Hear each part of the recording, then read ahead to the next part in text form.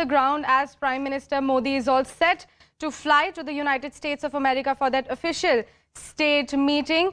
Zaka, coming back to you, Prime Minister Modi is all set to leave for United States of America. What's next? You can see those pictures that are coming in from the Palam technical area of the Delhi airport, where he will now embark on this flight. It's a 15-16 hour direct flight from Delhi to New York. He should land sometime midday tomorrow is what we are told, after which there is a bunch of meetings with CEOs who are based out of New York. That's going to happen through the course of the second half of the day once the Prime Minister lands here tomorrow. But the main aspect of his first leg, which is in New York, is going to come on Wednesday when we have the International Day of Yoga. It's an event where media persons like us, we've been asked to gather at 6 a.m. in the morning. The formal event itself will happen from 8 o'clock in the morning, where the Prime Minister will be leading. We're given to understand over 100 people will be there live at the north lawns of the UN headquarters, which is here on the Upper East Side of New York City, just overlooking the river. They will be doing yoga along with the Prime Minister. He will be there for a few hours, and about 11 o'clock in the morning on that day, Wednesday, he will then head to Washington, where again he's got a series of meetings with CEOs, industry leaders, community leaders through the rest of the day on Wednesday, which is the 21st. So clearly, yoga has also been adopted in a big way. If you look at it over the last 7 or 8 years since the UN officially called 21st of June as the International Day of Yoga, there is a lot of awareness about yoga, how it's a health technique, how it is as good as spending time in the gym, or as good as a full body workout. So I think there's a lot more interest in yoga. Of course, the interest in yoga here in the US, for example, goes all the way back to Osho and other Swamis who were popular in the 60s and 70s here in the United States. The Beatles, of course, promoted in a big way yoga and traditional Indian culture. So that sort of counterculture movement has always existed. What has changed in the last 7 or 8 years is the fact that it is now part of popular culture, that people have taken to it in a mainstream sort of way. It's not something that, back in the 60s and 70s, it was the young crowd at that time, what was referred to very pejoratively as the hippie crowd. They were the guys who were sort of, at the forefront of it, the counterculture crowd. But right now, it is part of mainstream consciousness. It's part of mainstream culture here in the United States. Like I said, just walk anywhere in this 1 kilometer radius of Times Square, and you will find at least 4 or 5 these what they call the hot yoga studios. So there are these innovations also that have been added to traditional Indian yoga to meet the demands of American society and American consumers. So I think yoga has become a big part of American culture and its health and fitness routine and regime over the last 7 or 8 years. But that, like I said, is the symbolism part of this visit. The larger thing, of course, is going to be the substantive part, which is the defense deals, the critical technologies deals, other business deals that will be signed during the course of this visit. And of course, the general direction of this relationship being that India and the United States are natural partners, they are strategic partners, and they need to further sort of take their strategic partnership to the next level, not least because there is the very, very clear and present danger of China. And of course, in the more immediate term, there is the fallout of the Russia-Ukraine war as well, which is affecting everyone in the world. So I think, there's going to be very, very busy and hectic bilateral engagements over the next 3 days. And also, mind you, this will in many ways set the tone for India's hosting of the G20 summit. That's going to happen in early September.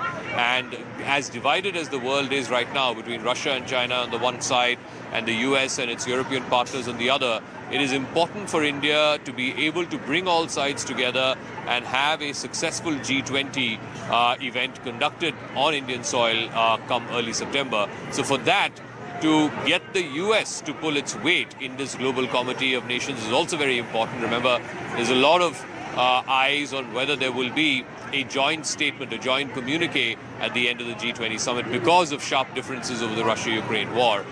It will be a Herculean task, but I wouldn't be surprised at all if India manages to pull off a joint communique.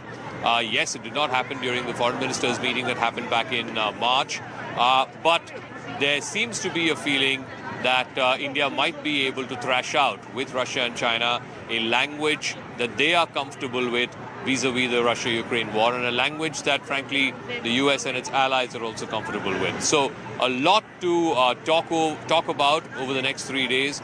And like I said, there will be multiple opportunities here in New York as well as in Washington, D.C. for the Prime Minister and US President Joe Biden to exchange their thoughts, exchange notes on what their visions are, not just for their respective countries, but also for this strategic partnership, which many, in fact, President Obama had called this the most consequential relationship of the 21st century. And we're well and truly into the 21st century, and we're well and truly seeing the extent of this consequential relationship. And I think that is something that we will see more of, certainly through the course of the rest of this decade. Well, Zaka, talking about the global politics, what do you think this particular visit of Prime Minister Modi to the United States of America, how is this going to impact the international communities? Also, not so long ago, you talked about Quad Alliance as well.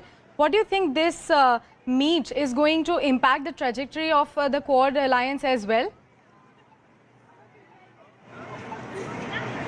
Yeah, so see, the two issues, like I said, which will find resonance here are, one, the Russia-Ukraine war.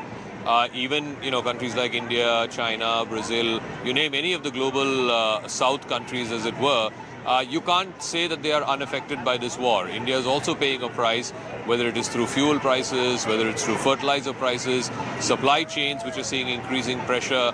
And of course, Ukraine has called upon India to try and use its leverage with Russia to bring Vladimir Putin to the negotiating table. So, there is a lot at stake that's riding, even for countries like India, which may not be directly involved in this war, but certainly the Indian people are affected by the consequences of this war. And the longer it continues and the bleaker some kind of solution appears to be on the anvil, I think there will be more pressure on the so-called neutral countries, India included in that, to try and put pressure on Vladimir Putin to see reason and to stop this war. Look, let's be very clear. Tomorrow, if Putin decides I'm going to withdraw my troops, this war ends. The question is, what is that viable solution that's being offered to him? What is that viable compromise that's being offered to him, whereby he can turn around and say, let's stop this mad bloodshed, because at the end of the day, only people are losing their lives. So that is going to be one dominant theme over the next 3 days. The other, of course, like you said, is the Indo-Pacific. It's the threat of China. It's the Quad. In fact, the Quad informal meeting happened between the four leaders of Australia, India, Japan and the US on the sidelines of the G7 meeting in Hiroshima. In fact, I was given to understand, in fact, this was stated earlier, that President Biden will travel to Australia for the in-person Quad summit, but because of the debt ceiling negotiations that were happening between the Republicans and the Democrats at that time, and it hadn't reached any kind of conclusion, President Biden chose to cut short his trip to Japan and come back to the US. But before he did that, they had a truncated meeting of the Quad leaders, of the leaders of Australia, Japan, US and India, and once again reiterated the need for free, open and inclusive channels in the sea lanes, particularly in the Pacific, particularly in Asia Pacific, because China has been sort of adopting bullying tactics, not just with India, but more so with smaller countries, Indonesia, Vietnam, even Japan, which is militarily far more powerful than any of these other countries I mentioned. China has had frequent run-ins. And of course on Taiwan, the level of the rhetoric is escalated to such a high level that one wonders what will the climb down look like. Remember, Antony Blinken, the US Secretary of State, was just in Beijing even as we speak. I think he's just concluded his visit to Beijing. And the sense that one is getting from the US here, at least the US side, is that they want a softening of the ties with China. They see this window between now and maybe, the early part of next year, before the US presidential cycle kicks off in full earnest. They see this limited window of 6 to 8 months or so as the period to find a thaw with China. Whether or not this leads to a thaw with China, we don't know. But if it does, then what may that necessarily mean with India's own set of problems with China? Remember, like I said, since April of 2020, since the unilateral attempt by China to change the status quo, things have not been normal.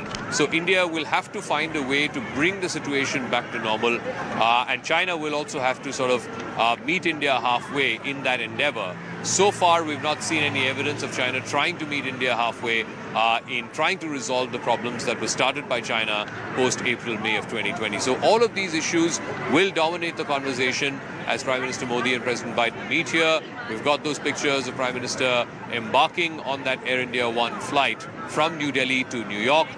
It's a 16-hour flight, and he's going to land sometime post-noon or around noon New York time tomorrow. And I can tell you, it's going to be an electric reception both at the airport as well as at the hotel where the media delegation, where the official delegation is staying. Well, Zaka, I would request you to hold on because now it's time for a short commercial break. Don't go anywhere as we'll bring you all the crucial details about Prime Minister Modi's official state visit to the United States of America. We showed you that he has already taken off for the United States of America. Stay tuned with us as we'll bring you more on the other side.